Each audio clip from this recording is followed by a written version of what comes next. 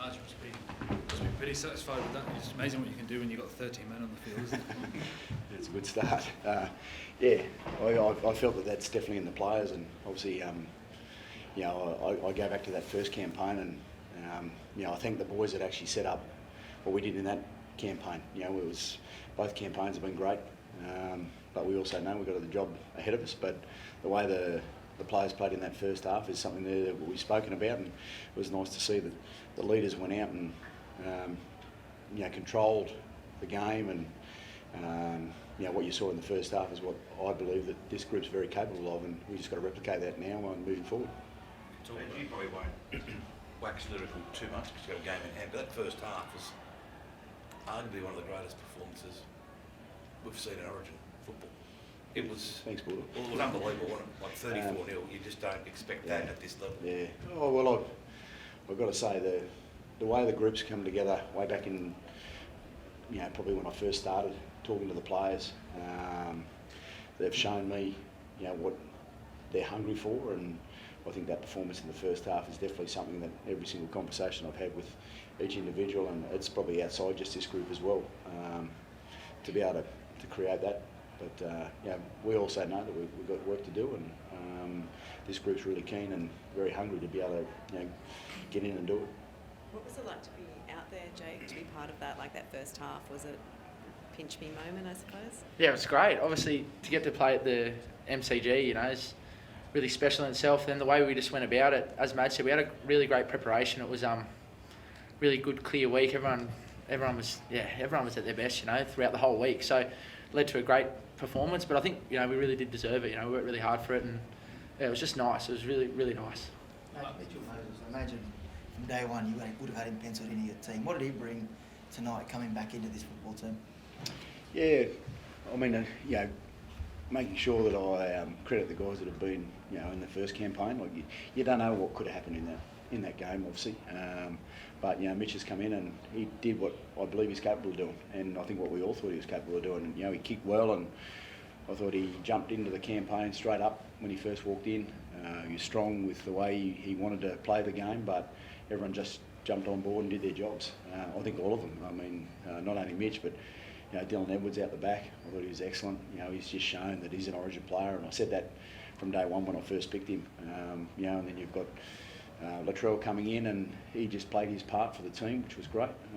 Romy did his job, but I thought like someone like Paynehouse and Jake, they laid the platform. So they all just jumped in together and made sure that they played their part for the team, which is something there that they've spoken about as a group, and what they want to be able to achieve. So we've got to take that forward now.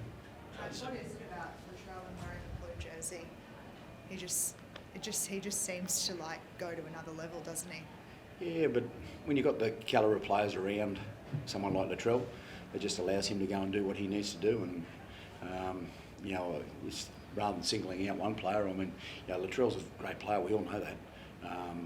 Where he's at the moment and how he's playing his footy has been great. But when everyone else plays their part, then it allows someone like Latrell to shine and do the things that we all admire in what he does. So it was nice to see.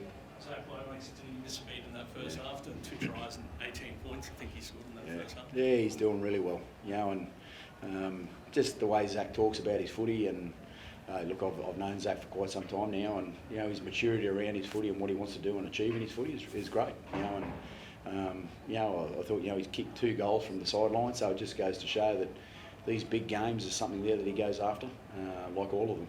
But I was really pleased with the way the boys defended. I think that's probably the shining light, I guess, of what I see in the team. That to be a strong defensive team, you all got to work together. And they didn't miss too many tackles in that first half, which means they're working hard for each other, because you've got to work hard defensively. And it's something there that goes to show that the character of the team and what they're trying to build. Were you a bit disappointed with the discipline in the second half?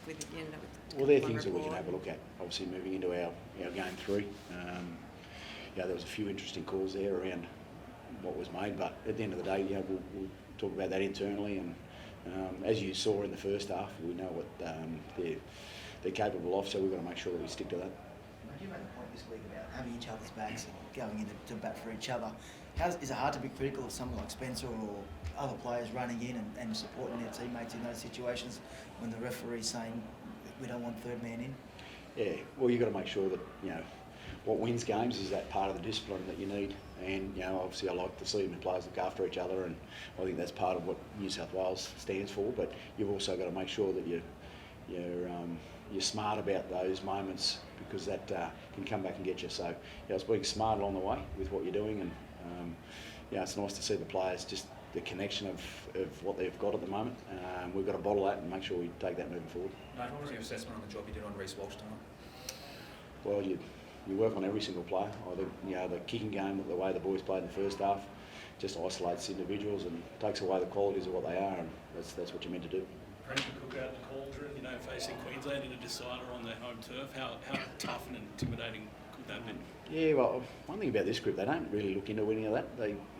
They're just working hard on helping each other out and working for each other. So wherever you've got to go and play, you've got to play. So this group, they're looking internally rather than probably looking externally. So I guess that's something there that we'll talk about. But ultimately, at the end of the day, it's the same field you've got to play, and they found their game tonight, and that's what we've got to take forward. Can it be used as motivation, though, Madge? Like, Origin history suggests that it's so hard for New South Wales to win a decider at Suncorp Stadium. It hasn't been done for like 19 years. Is that a motivating factor for this group? One thing, it can be done.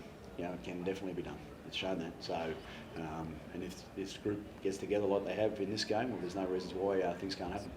And what was happening with Zach Lomax? Was he in brace, or he had a difficult week with his knee? What happened with him in the lead-up? He just had a little bump. He's right. Yeah. Just a little bruise. Commentary, they said it was drained or something before the game. He was on painkillers. It's just a little bruise. Yeah. Matt, you did that spectacular leap in Sydney for the try, but tonight's was even more athletic. It was quite remarkable, right in front of the MCG members as well. Yeah, well, I mean, you look at that, and he's doing that at training. He only practices that. So, there's reasons why players get to the quality of who they are. It's because they practice, and you see in every game that he's played, he's competing.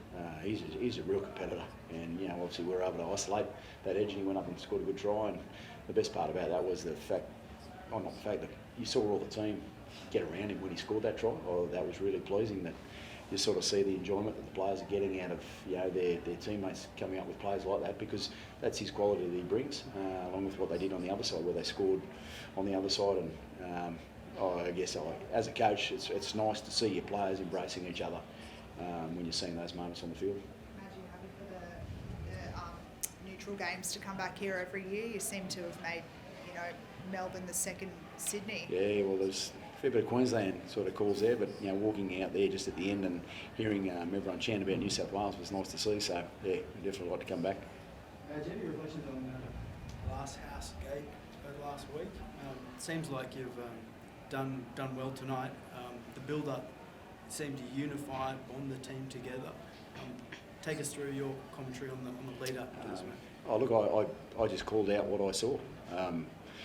We've got a really tight group within us, and I felt that there were probably a few things thrown in a certain way, and I just called it out. That's all I did. And I think that's something there that the team supports each other in looking after each other. And you probably saw that out there, and we've got to get the discipline around that right. But ultimately, at the end of the day, I was just stating the fact that a few things were said about one of my players, and we're a tight group, so we want to support that. This might be a point later, but Latrell was put on report. I know the charges come out today. What did you make of that incident? I can't actually remember that one. I'll have to go back and have a look at that. But I don't think there's too much in that. Well, it's an Origin game. Did you have an issue with the sim bidding, Liam Martin? That was an interesting one. So that was a weird call. But anyway, we'll move on. Jake, just for you as well, mate, like the chance to lead the Blues out in Suncorp, everyone will be writing you off, but I don't think it's been done since 2005. Like, how much are you relishing that Yeah, it's a great opportunity for us. Obviously tonight we come in and really good performance, so we take some confidence in that. But I think it's a great opportunity for us, and it's really exciting. And we'll just go up there and give it a red hot crack. This year, NRL on 9 is your one-stop shop for all footy. That's right, Freddie. Not about the highlights, action, 7 days a week. Billy and Gus podcast, get that on your drive on the way home. Immortal Behaviour, grab a seat on the couch for that. And of course, my favourite, Freddie in the Own. The best footy brains, the biggest games. Don't trust the algorithm, subscribe to NRL on 9 and get all your entertainment there.